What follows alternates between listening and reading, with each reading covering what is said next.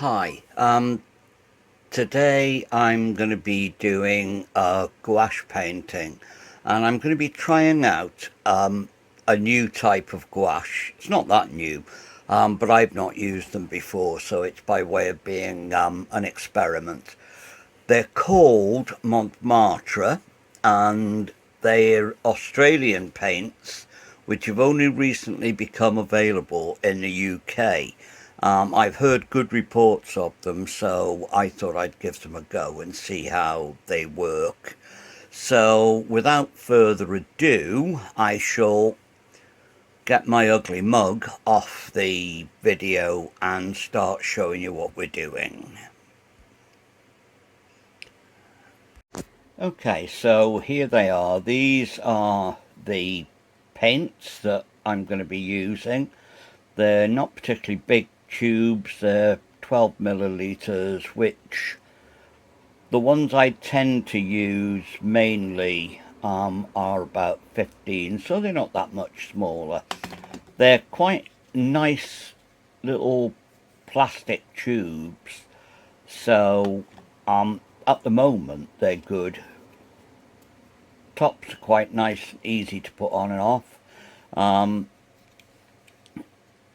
And the only reservation I've got about the tubes is it's difficult to tell with these sort of tubes how much you've used. But anyway, put that to one side and I'll go into the colours I'm using. I'll start at the top. I've got titanium white, lemon yellow. The yellow there they call mid yellow. It looks cadmium-y to me, so it's probably a cadmium hue. That they call that they call sap green. And to me, it doesn't really look very sap greeny. It looks like what Winsor and Newton call middle green. But if so, it's going to be a useful colour. That one is called deep green, and that to me looks more like sap green or olive green. That is ultramarine blue, which looks like ultramarine blue. I put some purple out there because I quite often use violets and purples with gouache. And over there we've got crimson, which looks a bit red. Alizarin crimson is a lot purpler than that, a lot more purple. Anyway, we'll see what it mixes like. And over here I've got earth colours. I've got yellow ochre. Don't know if you can see there, but quite a lot of the medium squirted out with that. It'll work fine, it'll mix into it, but whether there's enough left in the tube, I don't know. Anyway, yellow ochre, that is burnt sienna. Again, it's had a lot of medium come out with it. And that one is burnt umber. Now, they're the same sort of palette that I use in my gouache anyway. The palette I'm using, piece of glass, and underneath it it's got some white paper. Basically that's me lot, so I'll switch on to my overhead camera and I'll have a go at painting with it, see how it works. Okay, here we go. I've shown you the palette I'm using. I'm just using a various selection of brushes, which is what I always do for gouache. I never pick specific brushes. What I've got on the easel at the moment, it's a piece of Bockingford 140 pounds. What I've done, which is what I very often do with gouache, is I put in an underpainting of watercolour. That's lemon yellow, and into that wet in wet I've put a mixture of burnt sienna and raw umber and ultramarine, which I put in very, very wet, and I put some draggy up sort of tree trunks in there as well, and basically that's the skeleton that I'm going to put my gouache on. Now, without further ado, I'll get started.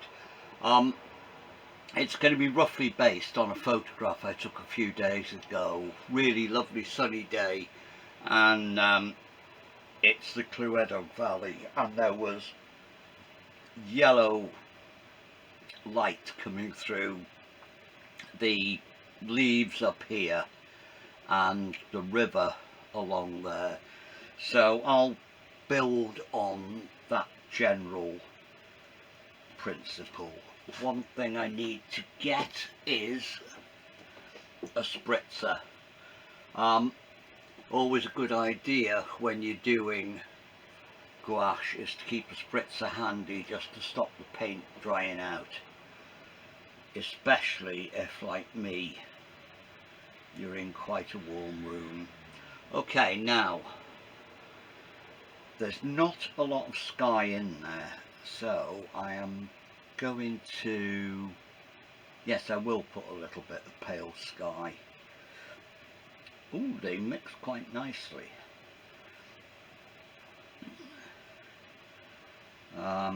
So there, I haven't got a dual camera set up to show you the mixes, but they do mix together quite creamily. And there,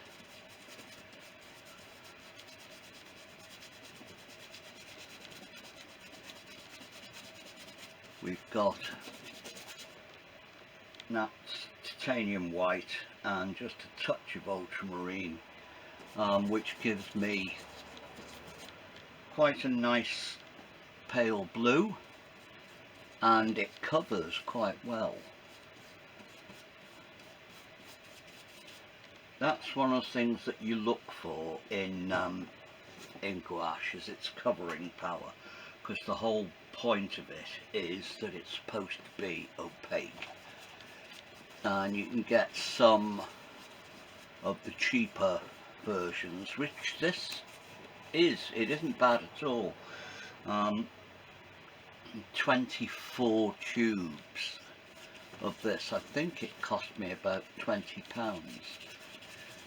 I'll check on that, but it depends on where you get it from.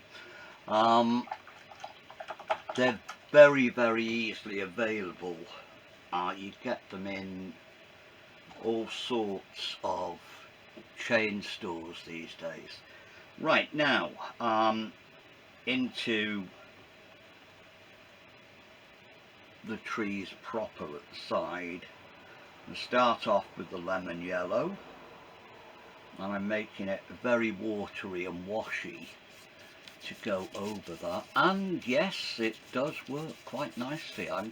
So far I'm quite impressed with them.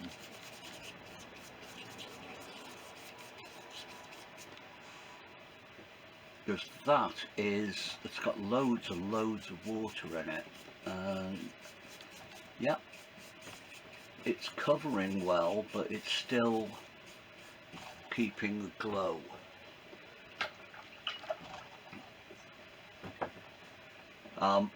That is where I picked up the thick paint underneath it. That's my fault, but I should be able to cover it up afterwards. Yeah, that will work. Okay.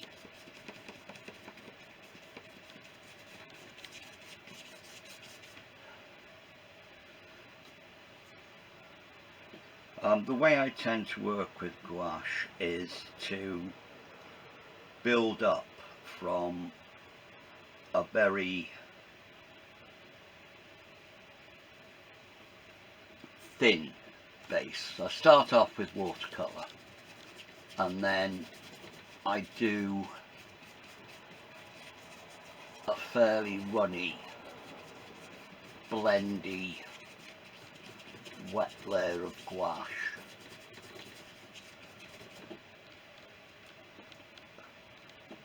And then I can build it up more thickly as the painting develops. Now none of that will be visible when I go through. I'm making that side darker and this side lighter, as you may have noticed. It's not an accident. And so far these are handling at least as well as aquafine gouache.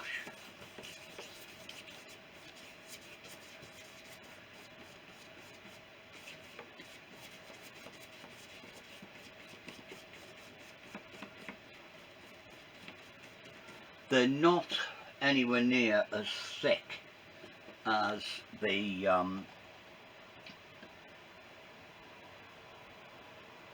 professional ones, Winsor & Newton Designer's Gouache or Dale Rowney's Designer Gouache. But then they are a fraction of the price, so you can't really expect the same sort of quality.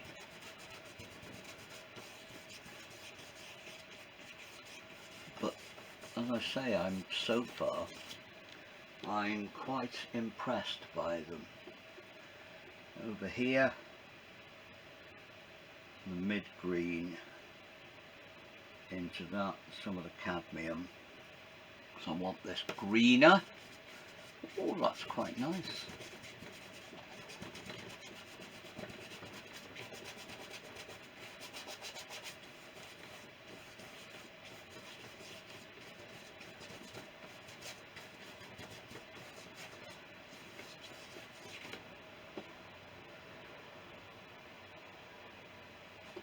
Yeah, so far, so good. Try some real darks in there now. So I'll mix some of the ultramarine with the burnt sienna, which should, yes it does, it comes to a really nice dark thing. Warm it up with a smidge of the crimson. Crimson does purplify, that's a technical artist term.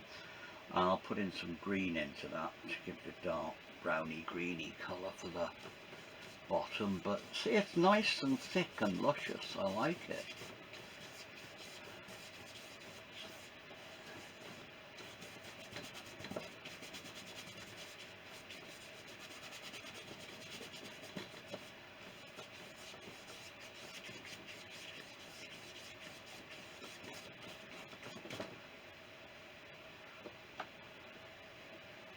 Not quite so dark on this side.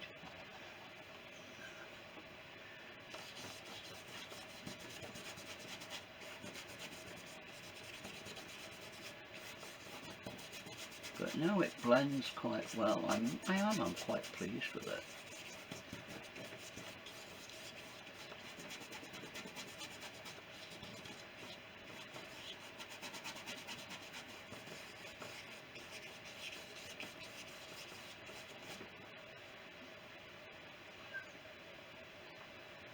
Right, now I shall put some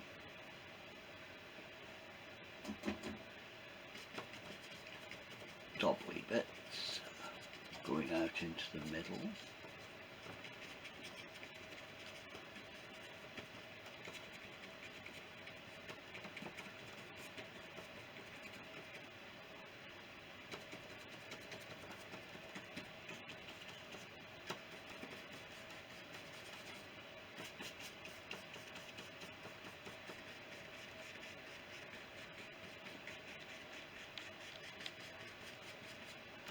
Yeah, that's come in quite well.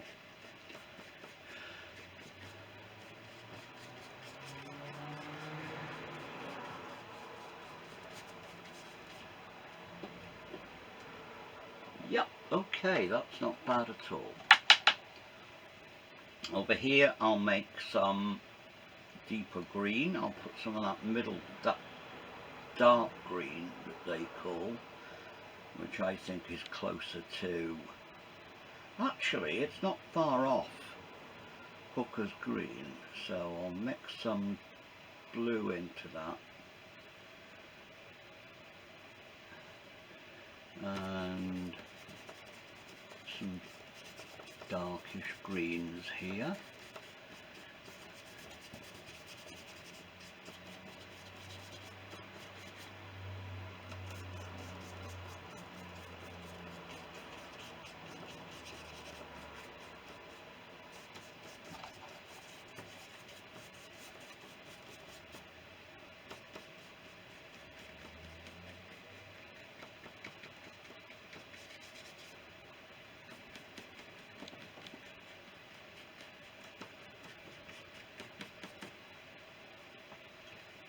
That's a bit sudden there. I might have to put some of the mid-green into it.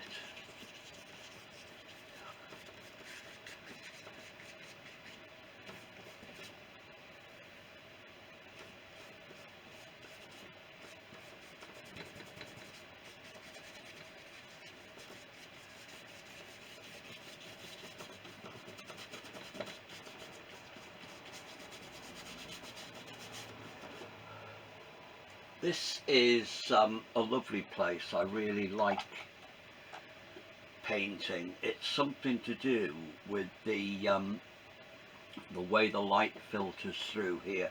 You get it in late morning, early afternoon, where the sun's quite high and it comes through the leaf canopy, and the river for some reason just gets so yellow and gold. It's beautiful.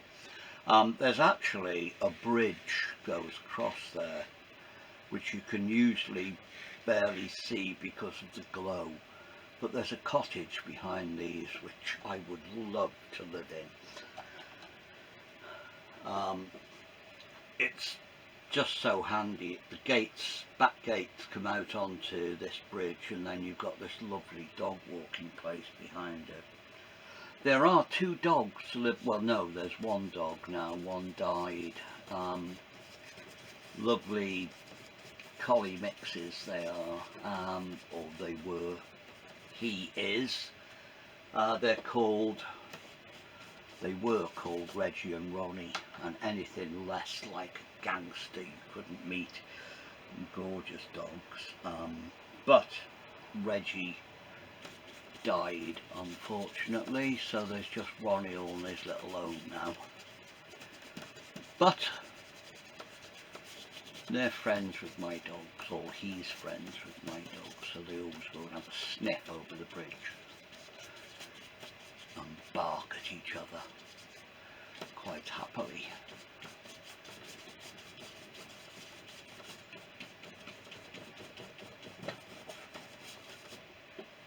There's some of that burnt sienna down there to give some warmth.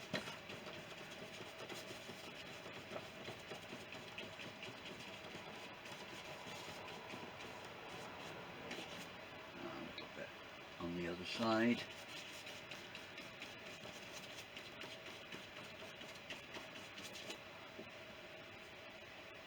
Right, so we've got something growing. Now I want to put in the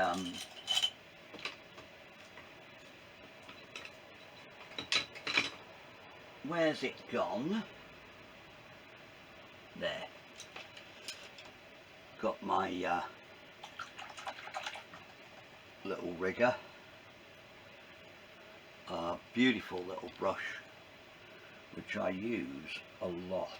It's an SAA brush, imitation sable, and it's as hard as nails. Right, okay, what am I going to do? Riverbank.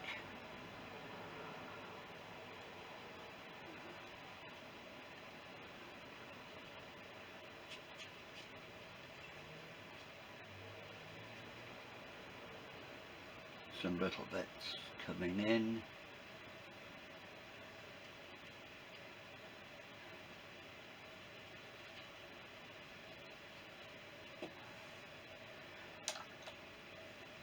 Take it going off that way.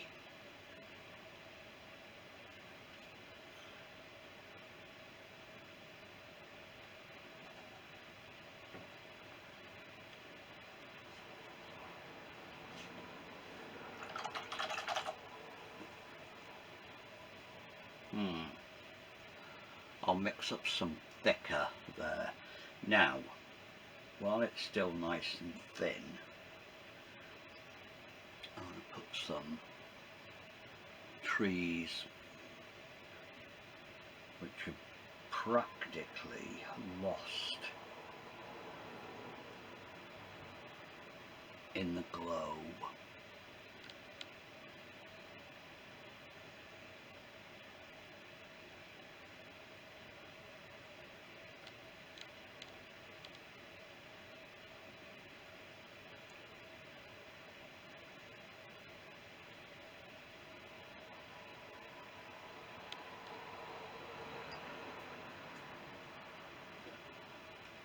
Spritz.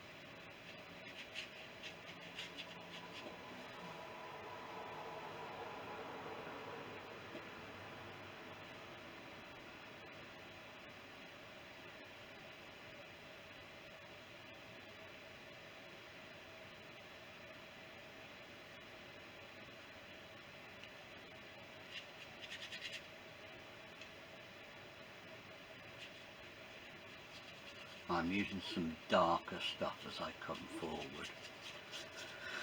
Remember, none of this is anywhere near finished. It's just bits. I'm trying to get a sort of lost and found look.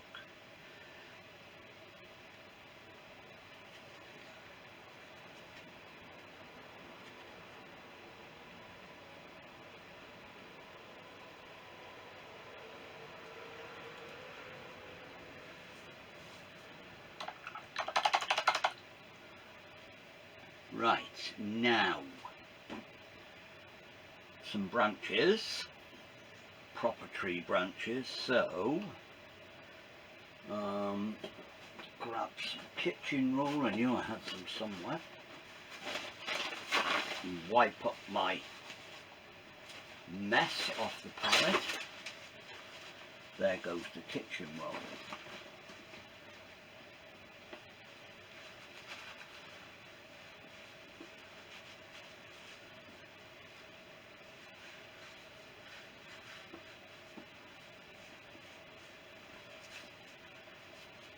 Right, now I'm still using this rigger. I'm going to mix up some colours for the tree trunks. I've started off with titanium white, adding yellow ochre, which is echoing the watercolour underneath. Now I just want to get these light side of the trees in now.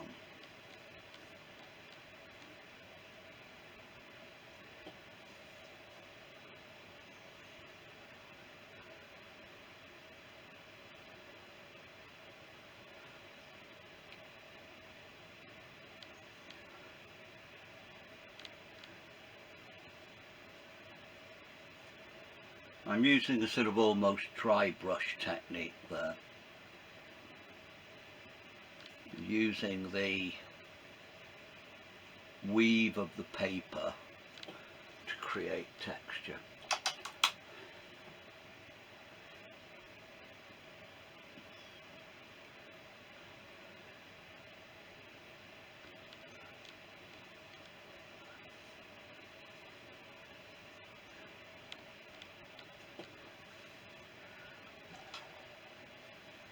To the side.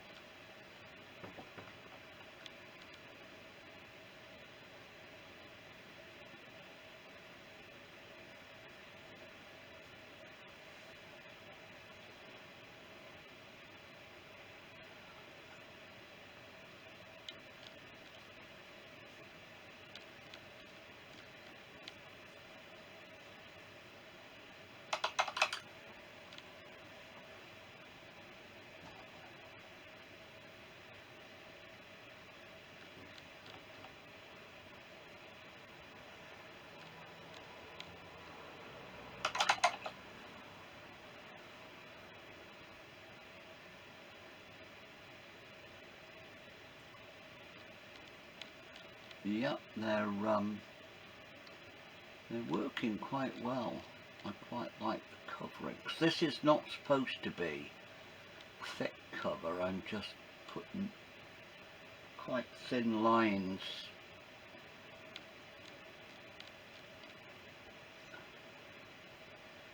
over the trees there. Now let's get some thicky bits, some dark shadowy bits in. Burnt umber, ultramarine, and I'll add a little bit of the purple, see what happens.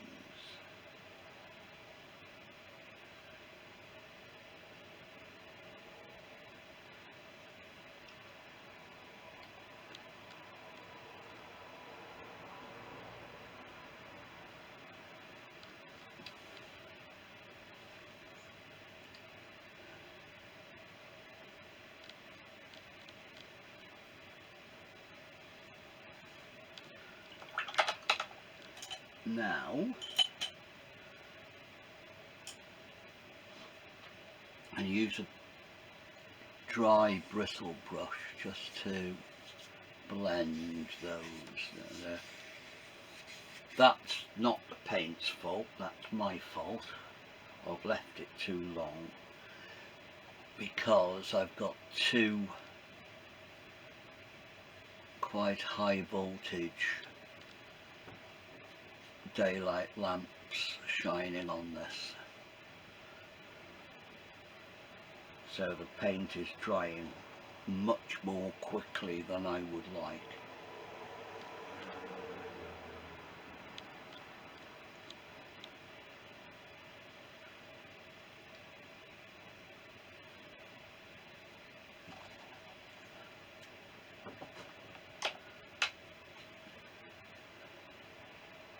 Try it with a damp brush, and yeah, it's blending quite nicely there.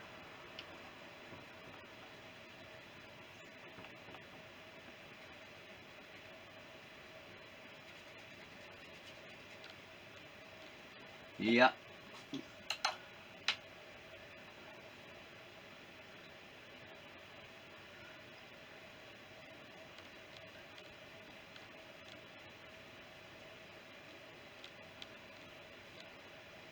Yeah, that's working quite nicely.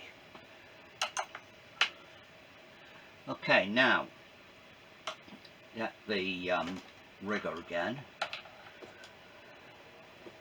I'm going to put some dark branches.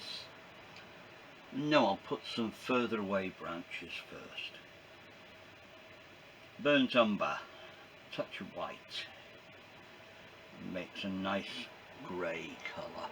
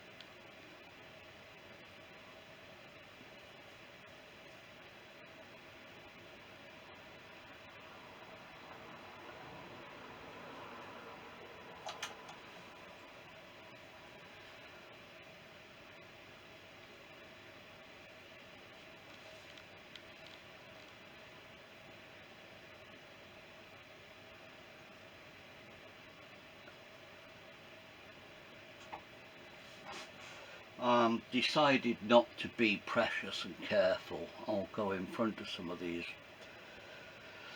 further forward trees because I can always put them back in afterwards, and I want a sort of wild organic feel to this background.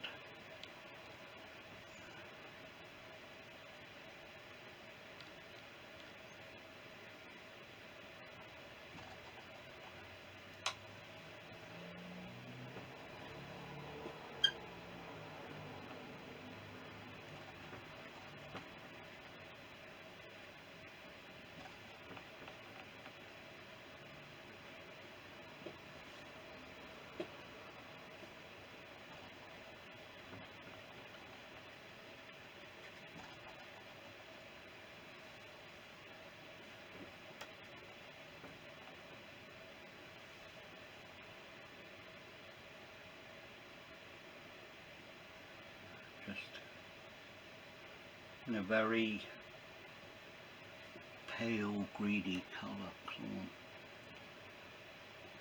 further back trees coming out of that.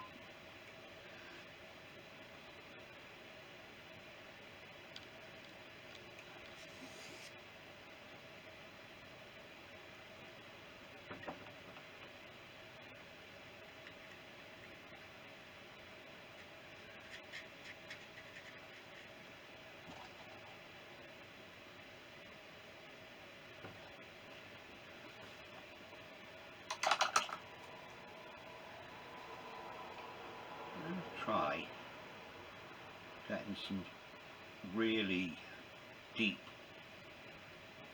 warm browny colours for the front. Some people call it the foreground, but yeah.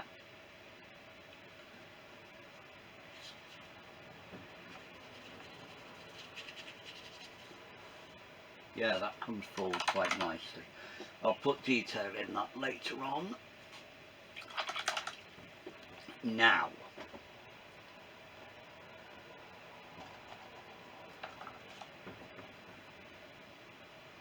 where is my brush what I want?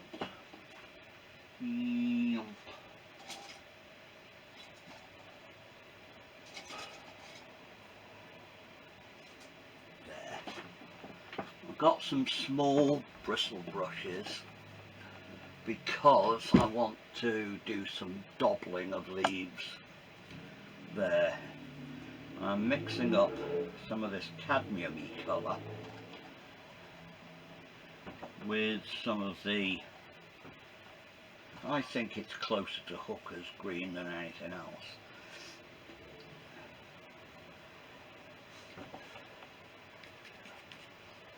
Ooh, that's not working.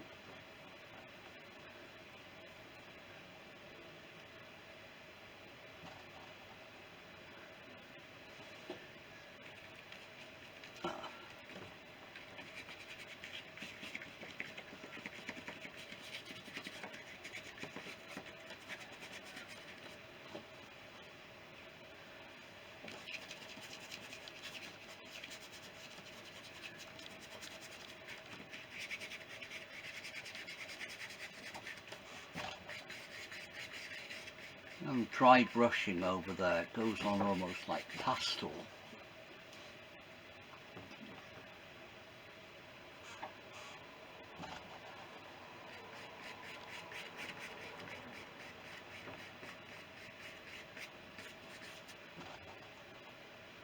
Now then, definitely not as strong as the artist's ones that I use usually, because that would cover. But on the other hand, it's quite a nice effect.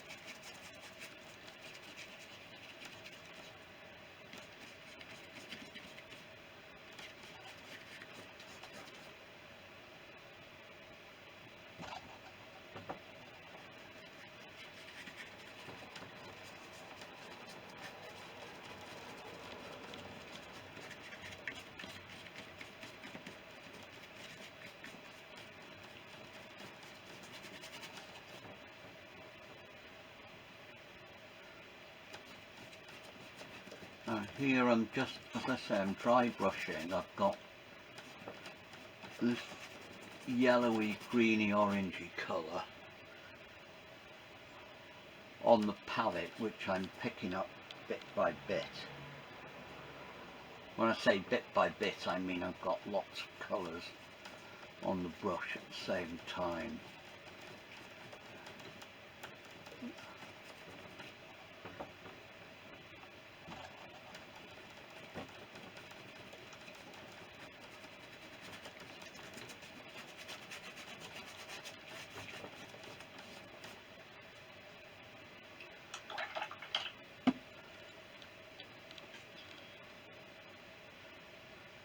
Let me try using a different brush.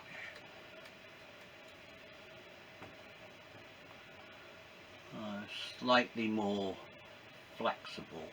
I want to get some colours into there.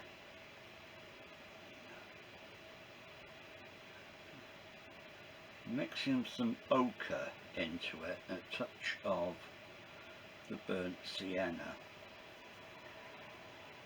No, that's very strong. A touch of white to knock it back.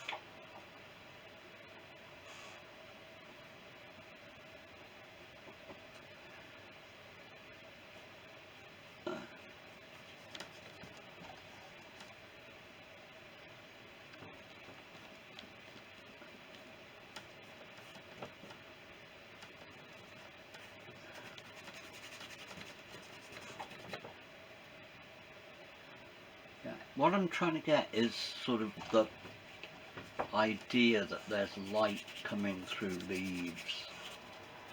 It's not static and it's not all one colour.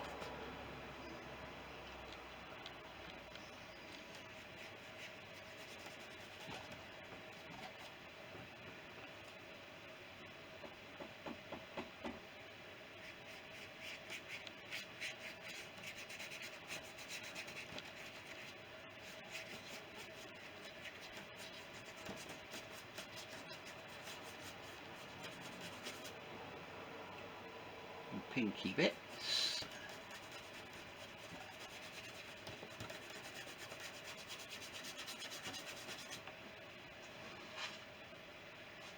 Not far off on that middle distance.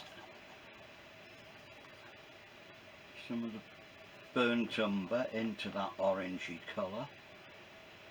Touch of blue. The paints are drying out. It is very warm up here.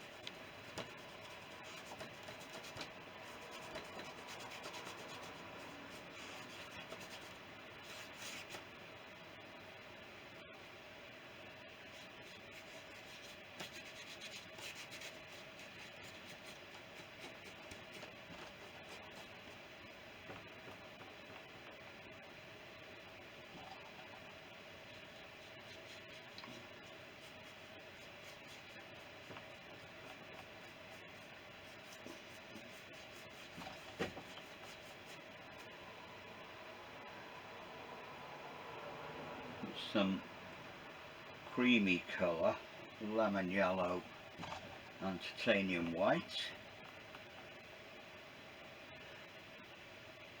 for some of the light bits there. Again, it's dry brushed.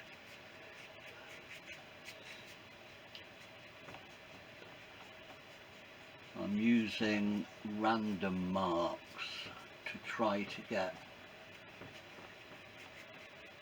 the impression of light bouncing around up there.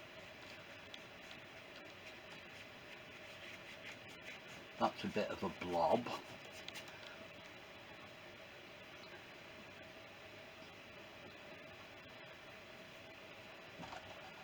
Spritz.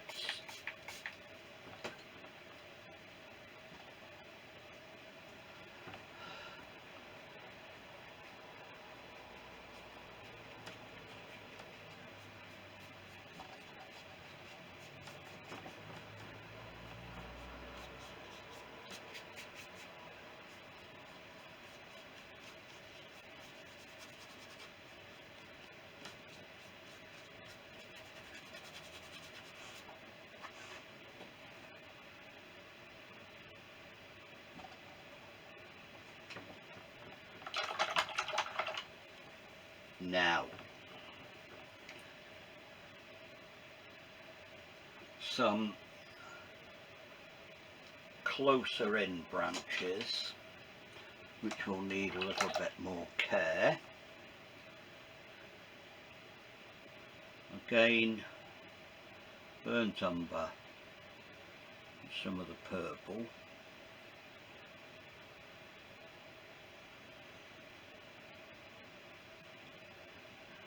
Touch the crimson. Ooh, that warms it up. It's very strong, that crimson, I like it.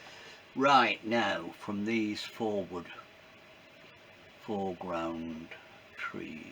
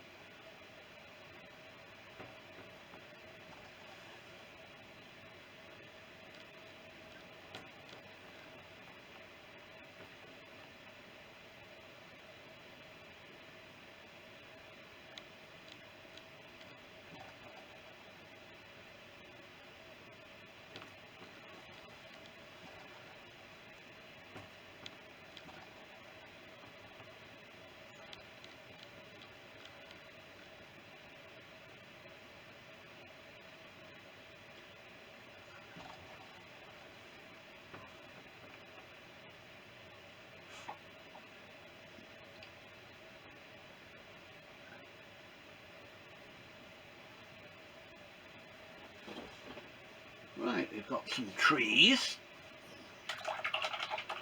I must admit I'm having great fun playing with these.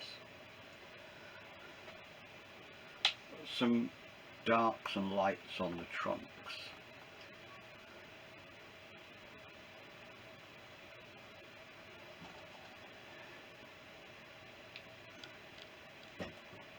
And what I'm doing is building up. If you remember what I started off with, it was just a peely wally watercolour, and now I'm just building up the intensity all the way through.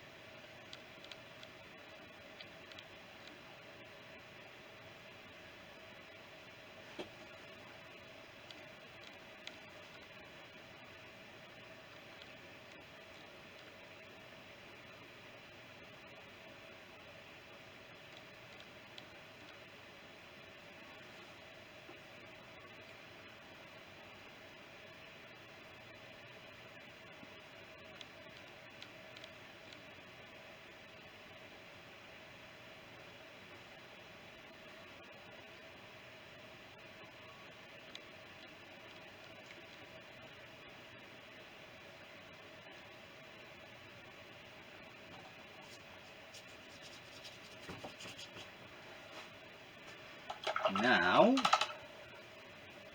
some lights, white,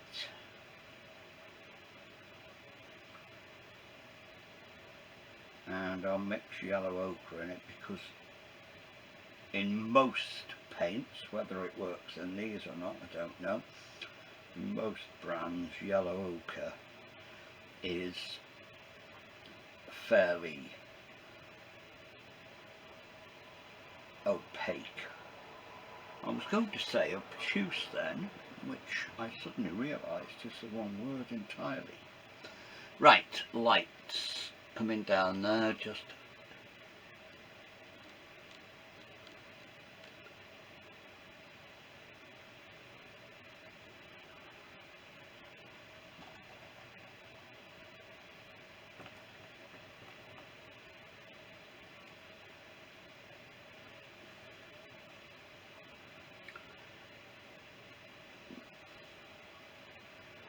don't want it to be, or I don't want these lights to be particularly solid lines there where bits of light filters through.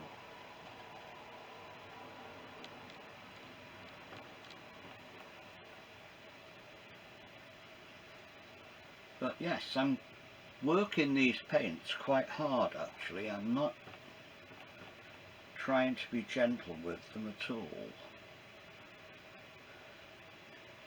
And they're standing up to quite a bit of hammer.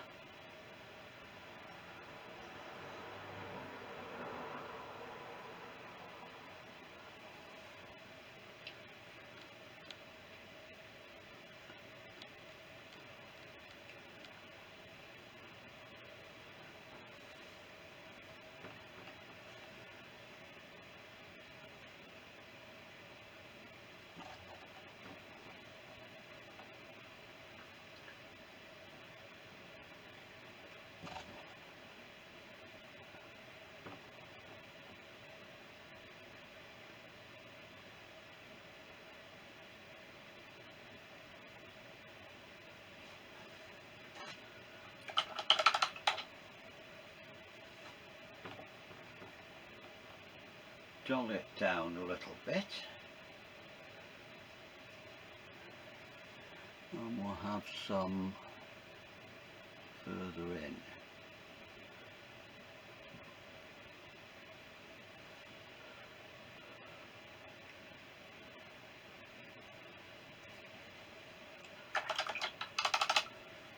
in. Now, I'm back to a fairly large bristle brush.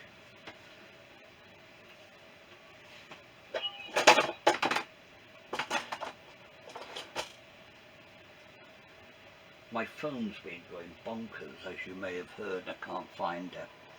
Anyway, dark. Lots of the burnt umber, dark green, ultramarine. Oh, it's a poem. Dark green and ultramarine. There we go. Put some of that red into it. God, that's strong, that red. Right, now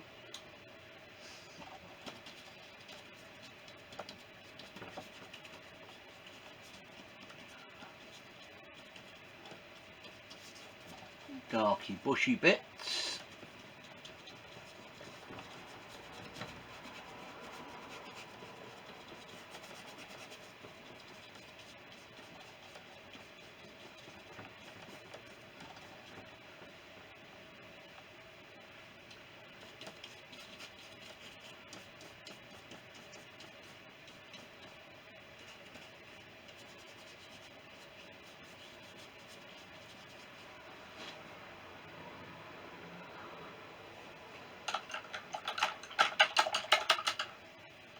Now,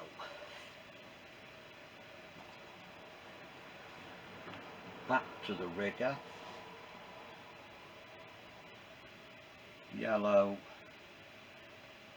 white, fits the green,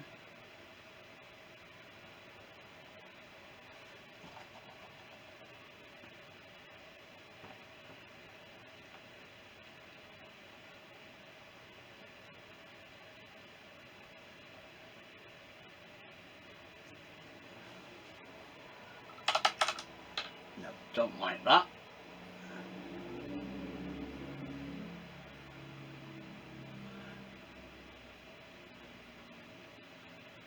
More of this cadmium-y colour to it. This green that I'm using, which they call sap green, isn't sap green. Well, it's not the sort of sap green that comes with other brands.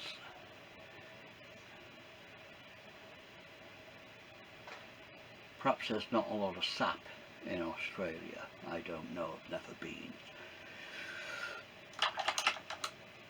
Now, instead of the greeny colour, I'll go back to my yellow ochre, because I'm very impressed with this yellow ochre.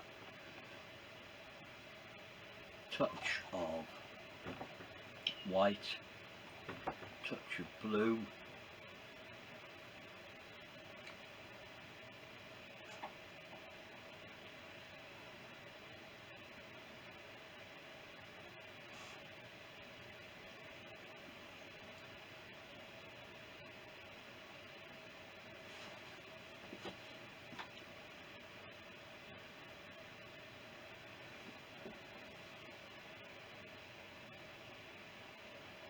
now it's picking up an awful lot of the underpainting, which is my fault for rushing.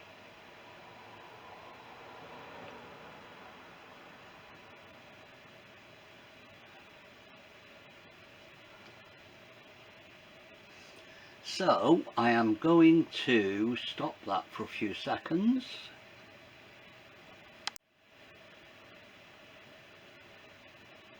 Right, here we are back again. I've left it for a minute or so to dry because I was picking up too much of the underpaint there. So I've had a little bit of a cup of coffee, and now I'll spritz my paints, which I should have done before.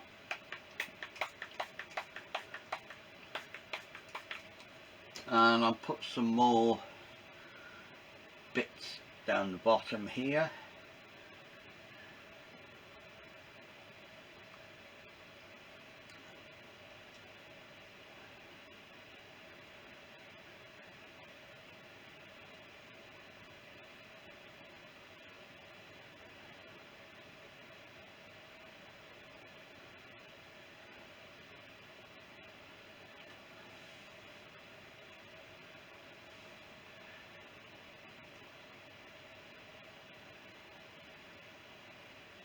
There's some odd leafy bits.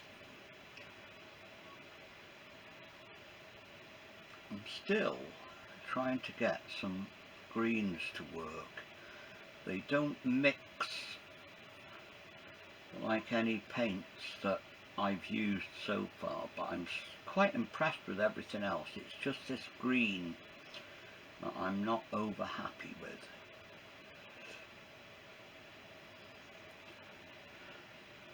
I'm trying to mix it with other things.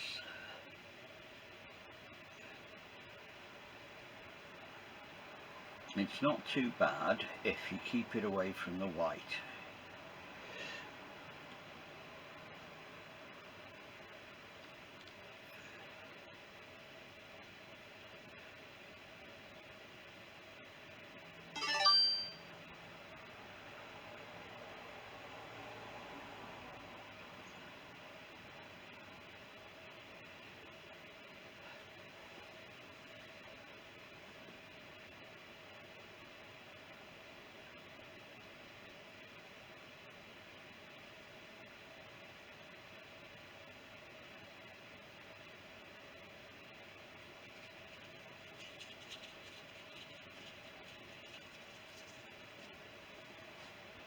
I'm keeping, or trying to keep it, impressionistic. I'll try doing some bashing.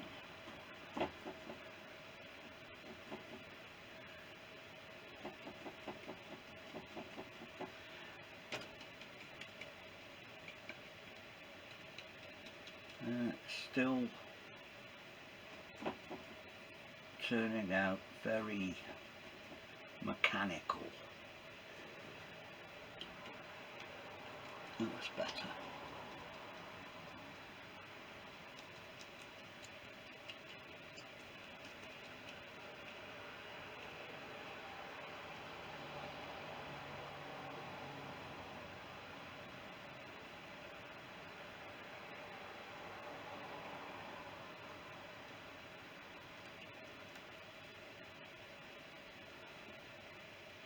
That's not bad now.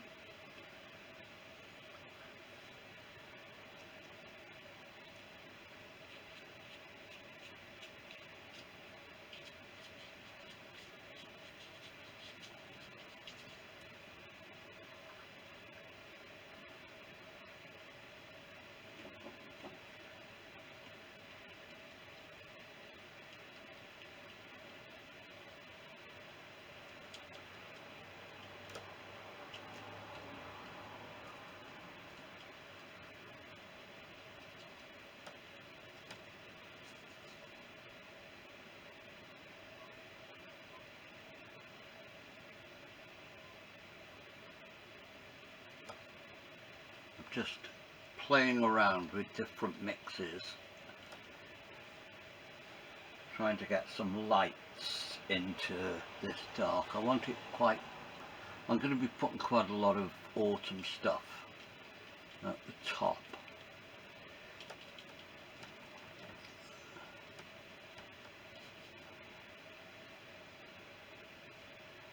So I'm mixing this mid green, I think they call it, no, they call it sap green.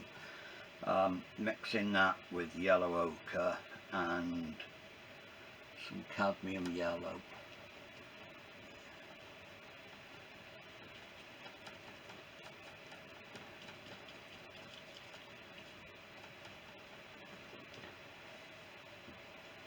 Yeah, we're getting somewhere.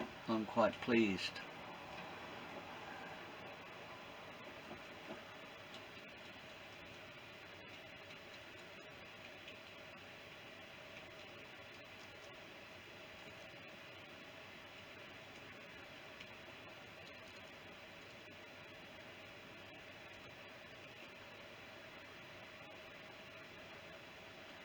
This that I'm putting on now is yellow ochre and white.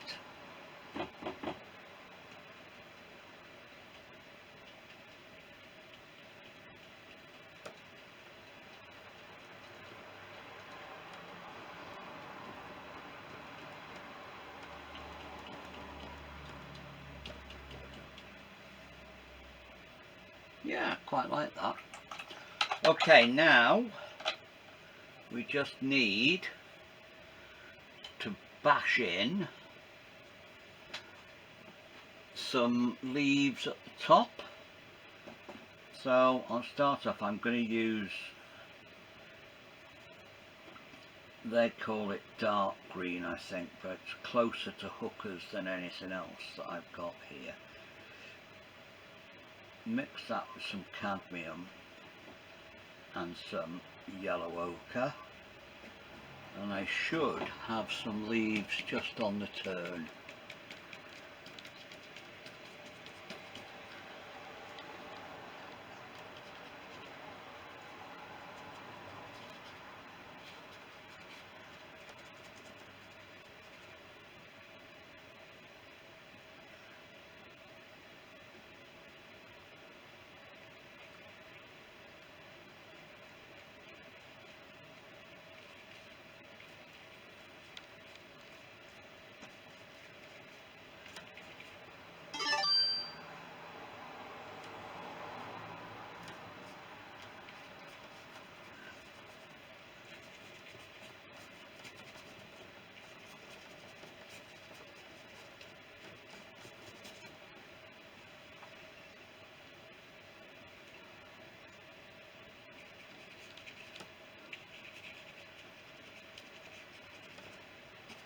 Knocking in some darks into the background.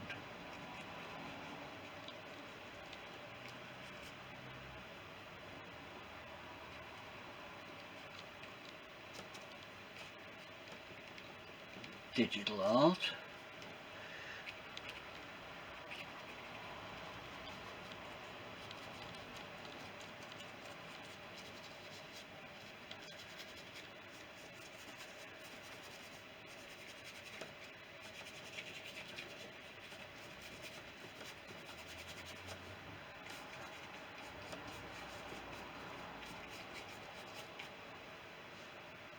Right, now use my bashed up brush and I'm going to mix up some totally clean paint, the mid yellow they call it, which I think is cadmium.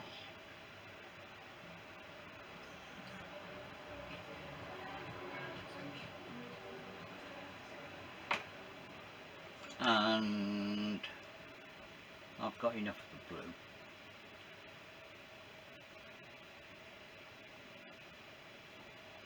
I don't want blue, I want some of the crimson.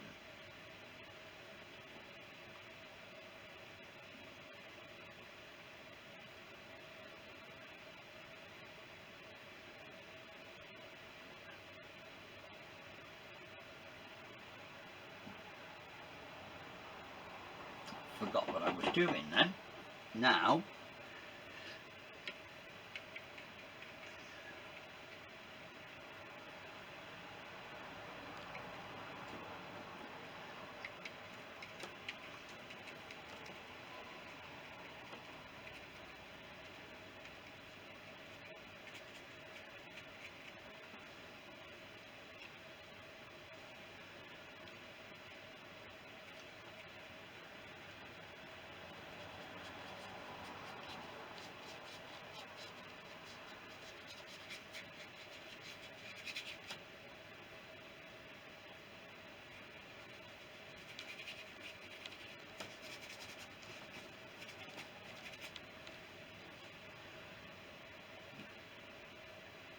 this is burnt sienna and burnt umber, basically. I'm putting in shadowy bits.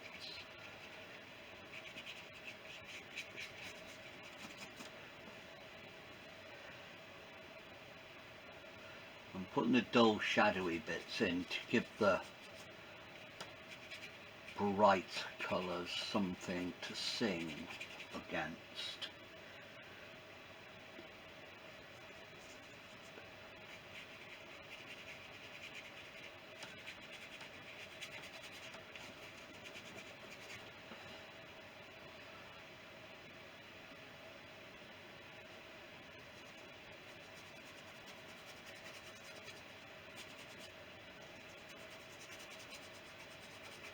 Again, just using the texture of the paper in the background there.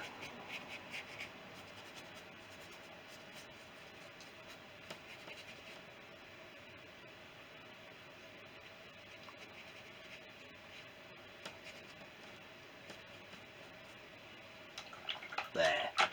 Now,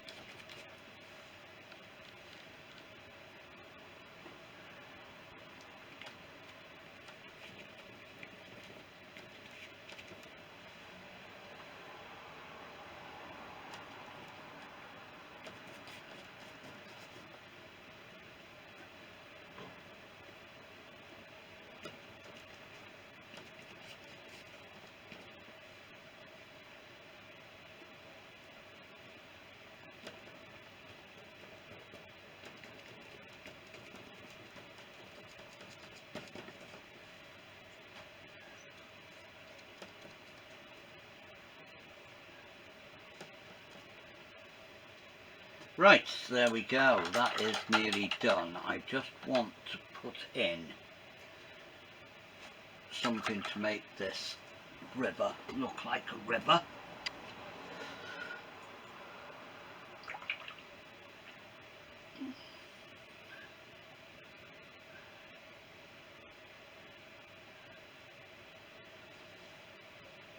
I've got fairly thick, almost pure titanium white.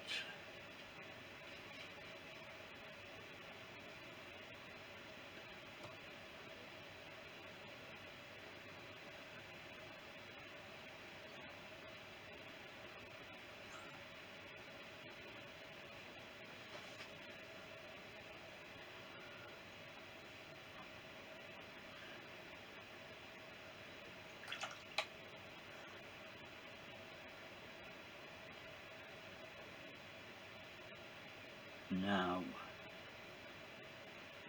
lemon yellow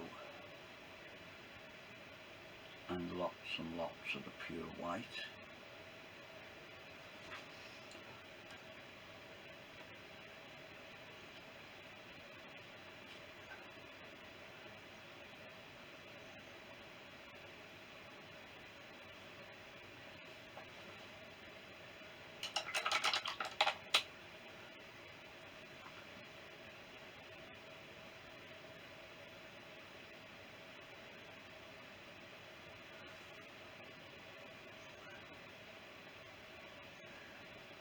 Go over that.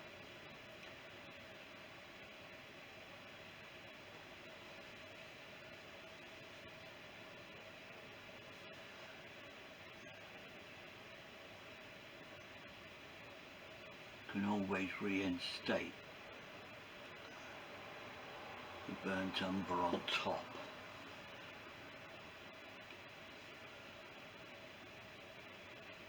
I want to get this almost like the heart of the sun in the middle of it.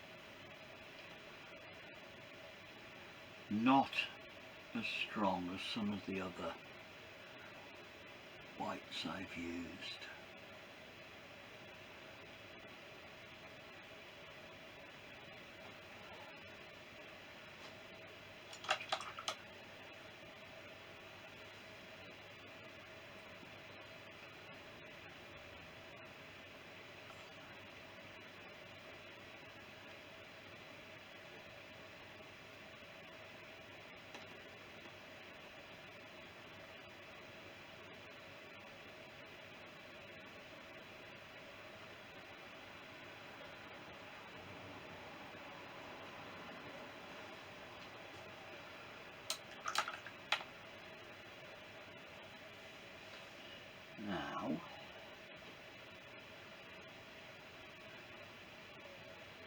some reflections. Very, very thin watery paint. And I'm painting into that while it's wet to blur it up a bit.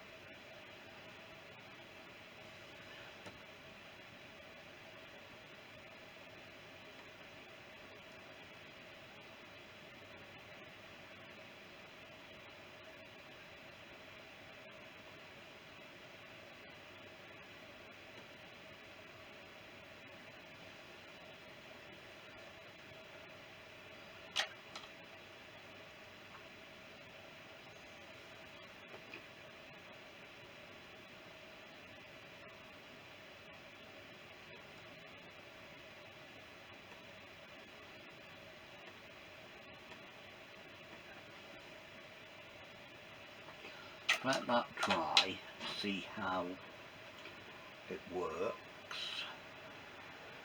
I had a doody little brush here somewhere that I can't find.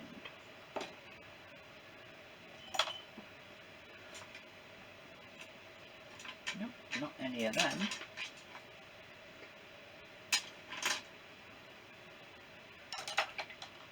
I'll use this one.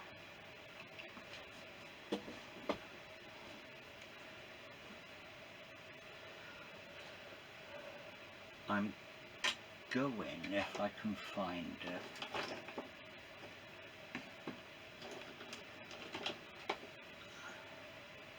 something I rarely do, but I'm actually going to use some black.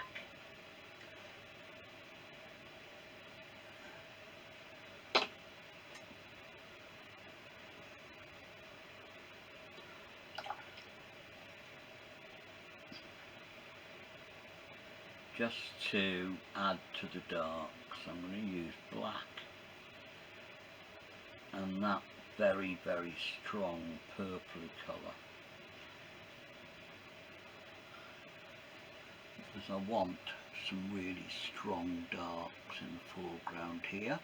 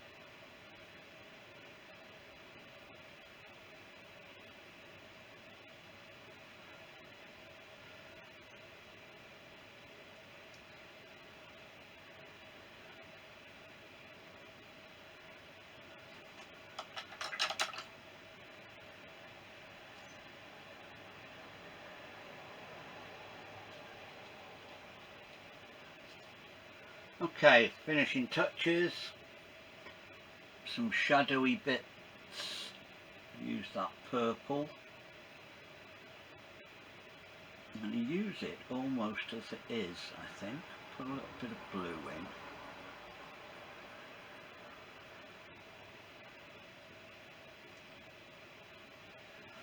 And make some leafy sort of shadows on these trees.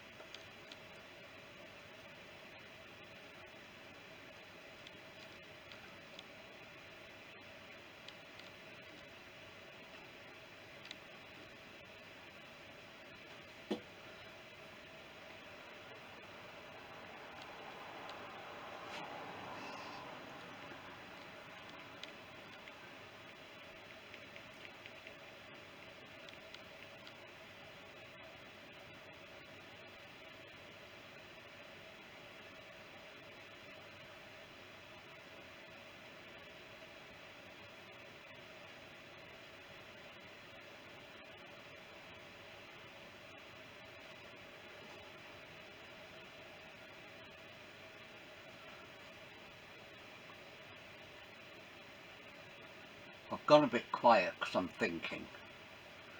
I'm a bloke. It's difficult to multitask. And as far as I'm concerned, painting and thinking is multitasking.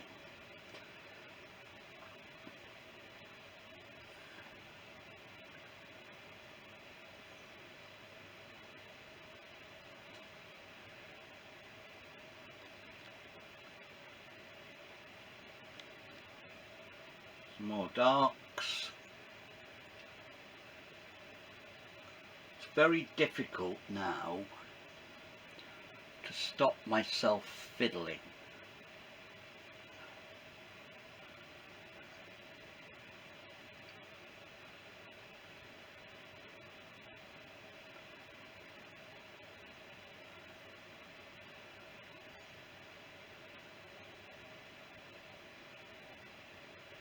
But this is why I absolutely love these imitation sable riggers. There's so much control over the brush.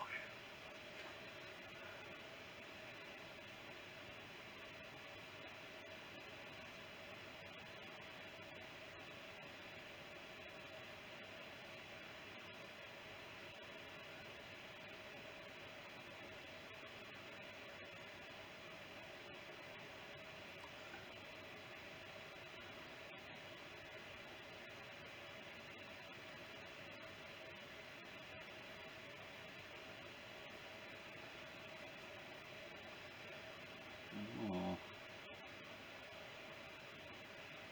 dark bits.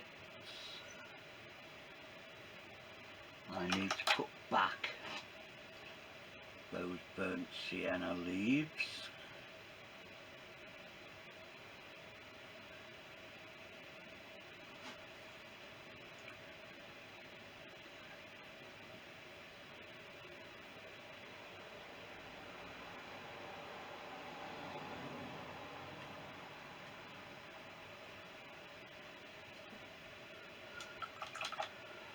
And that is more or less that.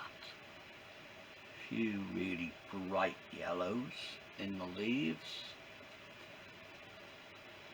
This is pure lemon yellow.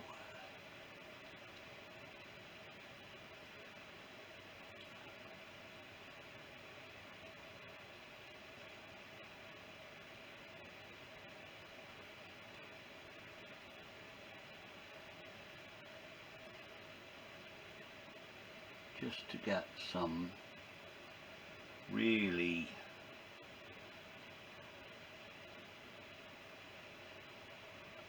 zizzy foreground.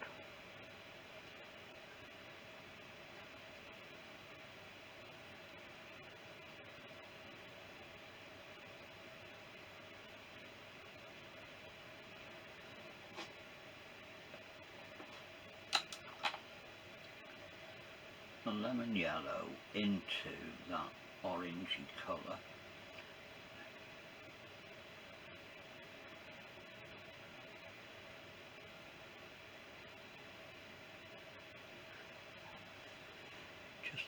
some really singy bits in there, not much, don't want to overdo it.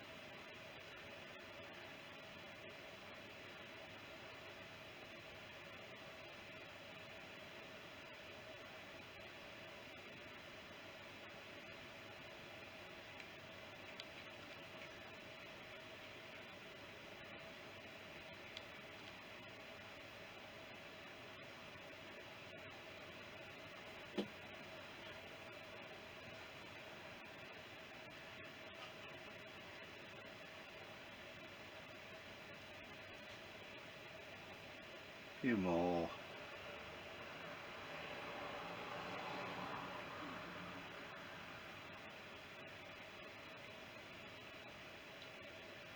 Really, really light bits, just where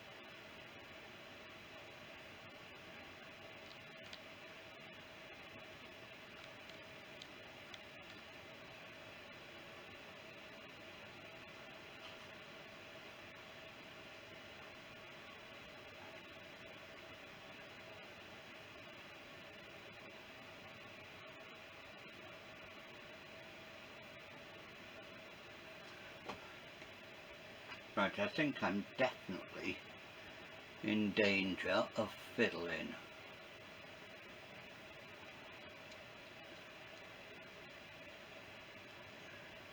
So that's it, I'm going to stop. Let's see if I've got, no, I haven't got a mount that fits it, so I'm going to pause that while I take the tape off. Right, so there we are, I've got the tape off it, and it's not too bad. I'll try zooming in a bit here and there. See the paint I'm looking at, it handles quite well here in the middle. I like the ghosty sort of shades that you get there, and it's also quite thick and covers reasonably well when you pull out. So all in all, these bits here, if I were using my usual gouache, they would be a lot brighter. It doesn't quite have the covering power, light over dark, as the Winsor & Newton or the Rowney designers. It's equally as good, I would say, as the Aquafine gouache, but it's still, they're not very expensive. They're a handy thing to keep, especially in your sketching bag for doing stuff outside with. These whites here don't cover as well as the others. Anyway, that's that. Thank you very much for watching. Right, so here we are. I've got the tape off it. I get a bit wobbly here because I'm hand holding so I can get it straight on.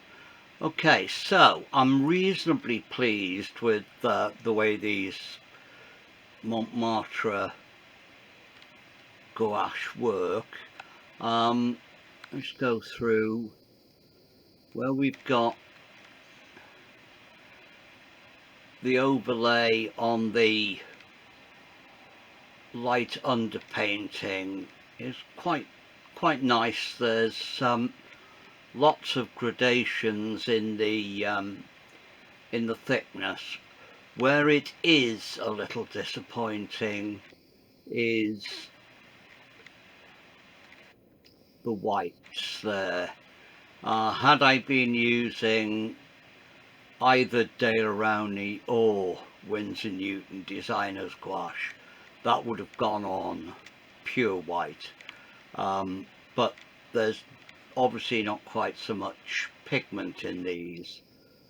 But for general purpose, keeping to have around in the studio, they're quite good.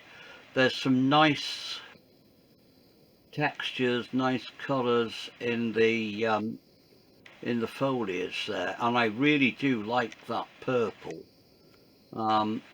It's nice, thick, warm purple, and it's great for those shadows. So all in all, I will definitely be using them again. They're not expensive. They certainly don't break the bank, and if it's something to have in your paint bag, even if it's just for going out doing sketching, where it doesn't particularly matter whether they're absolutely 100% perfect. But no, that's okay. I'm quite pleased with them. So there we go. Clywedog Valley using Mont Marte Gouache paints. Okay, thanks for watching, and I'll see you again soon.